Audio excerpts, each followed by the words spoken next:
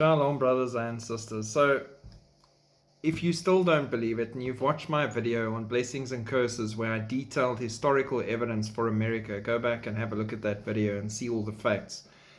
Our country, South Africa, is proving the scripture by the day.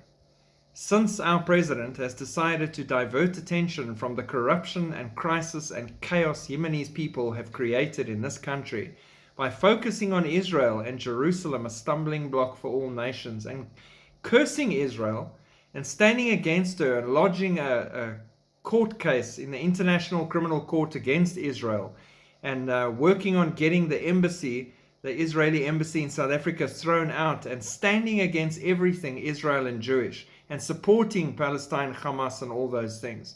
We are seeing now daily how this country, South Africa, once great, is crashing like an airplane on fire, heading straight into the mouth of a volcano that's erupting.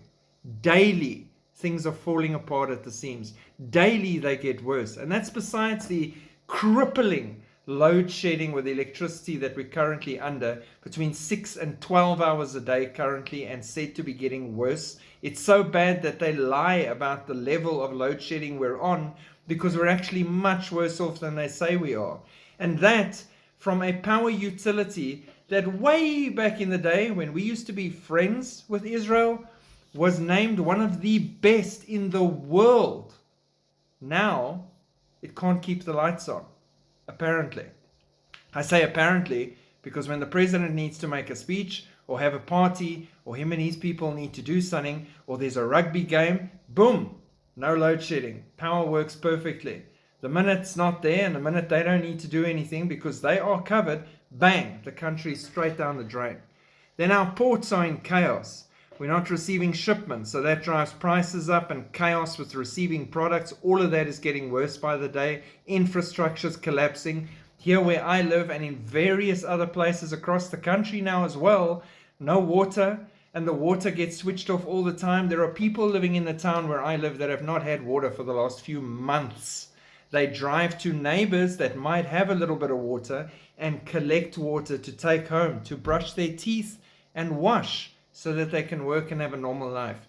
This is normal for us right now, and it gets worse and worse. Fuel prices go up, food prices go up, chaos reigns, things fall apart. And why? What do I see as a common denominator here? Our country stands firmly against Israel.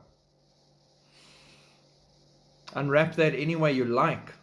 Those of us that are living in this country, that love and support and stand with Israel, biblically as we should, knowing that they're family, and pray for them.